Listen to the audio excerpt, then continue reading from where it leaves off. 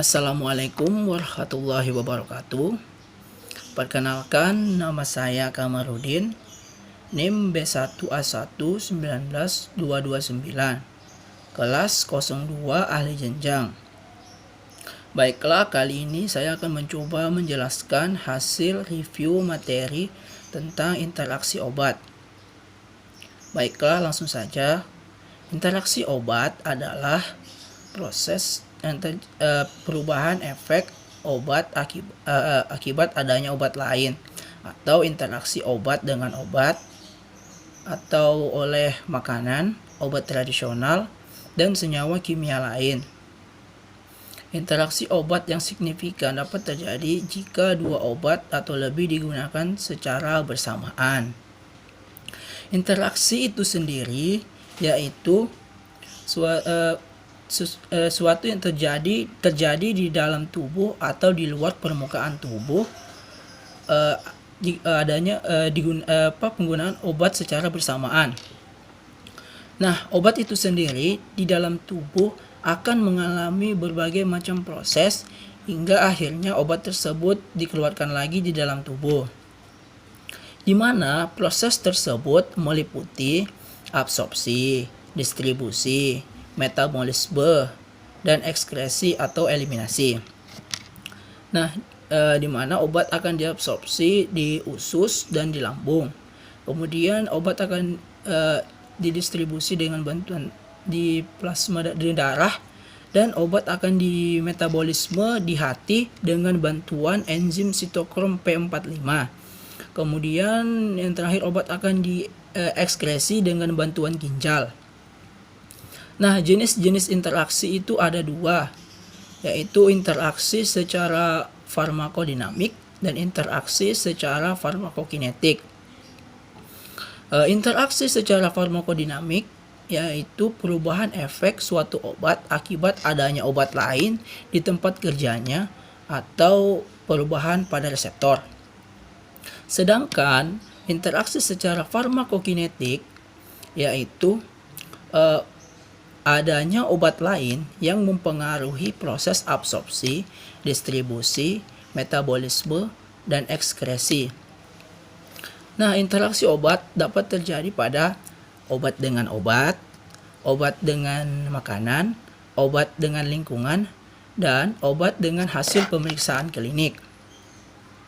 Nah, interaksi obat yang perlu diperhatikan pada berikut yaitu pada pasien yang berisiko tinggi. Kemudian faktor fisiologis tubuh, di mana sistem fisiologis tubuh berbeda dengan anak-anak, bayi, geriatri, ibu hamil, dan kondisi tertentu lainnya. Akibat interaksi obat dapat terjadi yaitu aditif atau asumsi, sinergisme, antagonisme, dan potensiasi.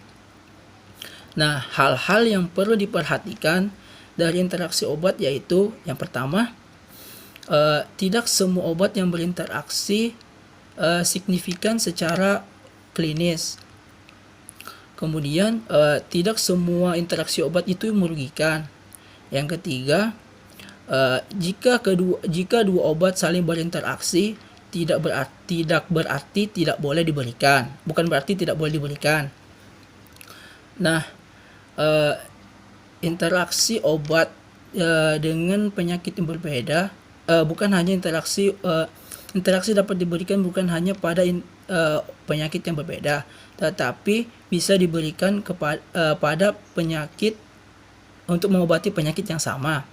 Kemudian interaksi obat digunakan untuk meningkatkan pengobatan. Selanjutnya, pasien yang perlu mendapatkan perhatian terhadap interaksi obat.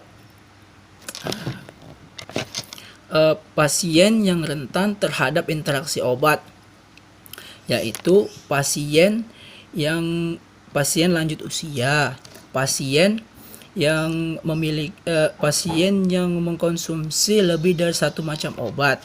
Kemudian pasien yang memiliki gangguan fungsi jantung dan hati. Kemudian pasien yang memiliki penyakit akut, pasien yang memiliki penyakit tidak stabil. Penyakit tidak stabil maksudnya di sini penyakitnya itu kadang kambuh. Kemudian pasien yang memiliki karakteristik genetik tertentu. Nah, selanjutnya guna dari interaksi obat. Interaksi obat berguna untuk meningkatkan kerja obat. Contohnya pada obat analgetik dan kafein. Kemudian mengurangi efek obat. Contohnya anestetika dan adrenalin. Kemudian dapat memperluas spektrum. Contohnya seperti kombinasi antiinfeksi. Kemudian dapat memperpanjang kerja obat. Contohnya probenecid dan penisilin. Nah, interaksi obat dengan zat gizi. Yang pertama itu interaksi obat dapat mempengaruhi gizi. Yang kedua, beberapa nutrisi dapat dipengaruhi atau berinteraksi, yaitu seperti asam folat, vitamin B, vitamin C, dan vitamin yang larut dalam lemak. Contohnya vitamin A, vitamin D, serta ada juga yang larut serta ada juga mineral seperti vitamin seperti Ca dan Zn. Nah, saya akan menjelaskan contoh dari interaksi antara obat dengan obat. Kita ambil contoh saja obat antasida dengan azitromisin. Nah, di mana ketika obat antasida dan azitromisin dikonsumsi secara bersamaan dapat mengurangi puncak dari azitromisin. Maksudnya dapat mengganggu proses penyerapan pada saluran cerna.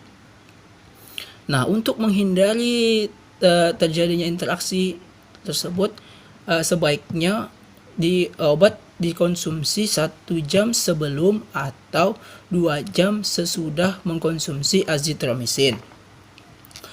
Contoh lainnya yaitu antara azitromisin dan spironolakton.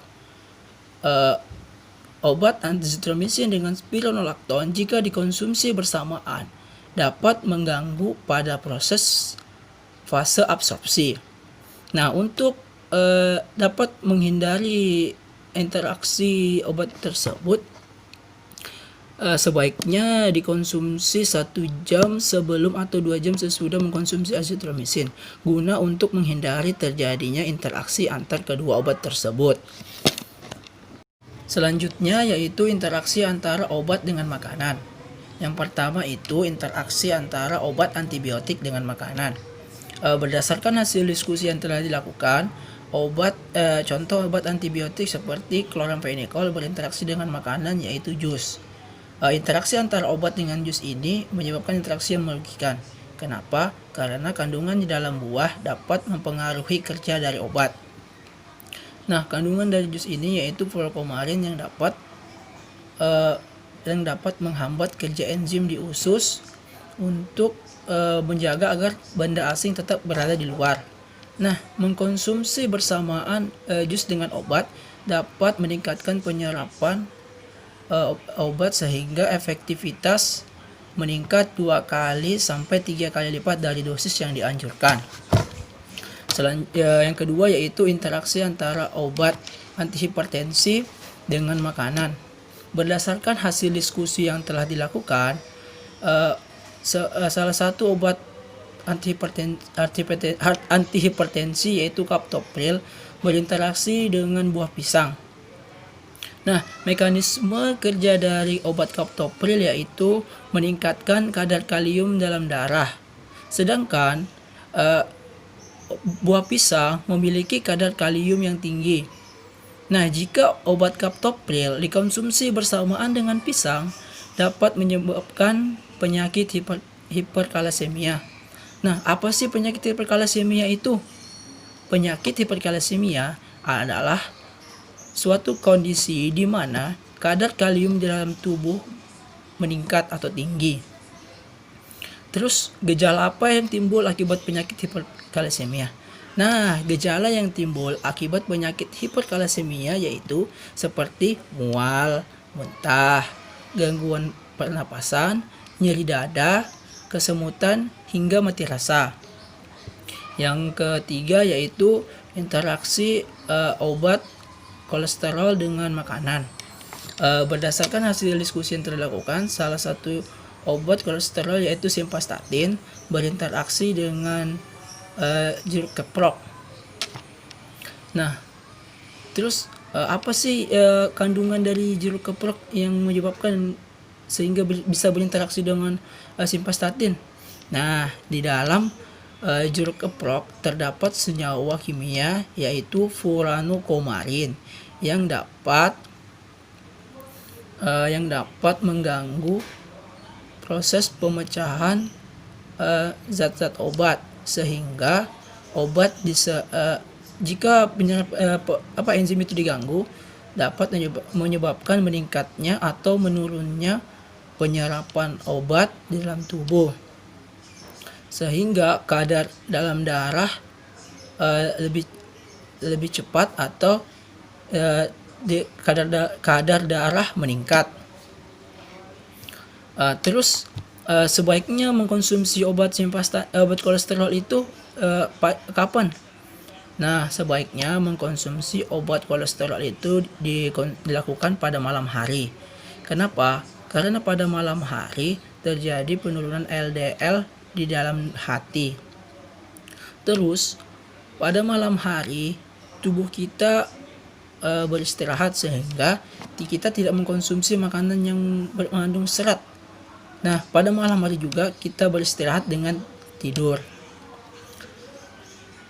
Selanjutnya yaitu interaksi antara obat diabetes mellitus dengan makanan atau OTM lah.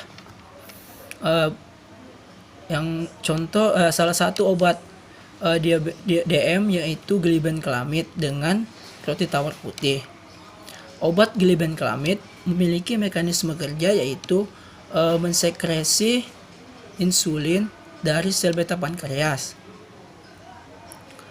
Terus interaksi antara obat glibenclamid dengan roti tawar dapat menyebabkan kenaikan kadar gula darah.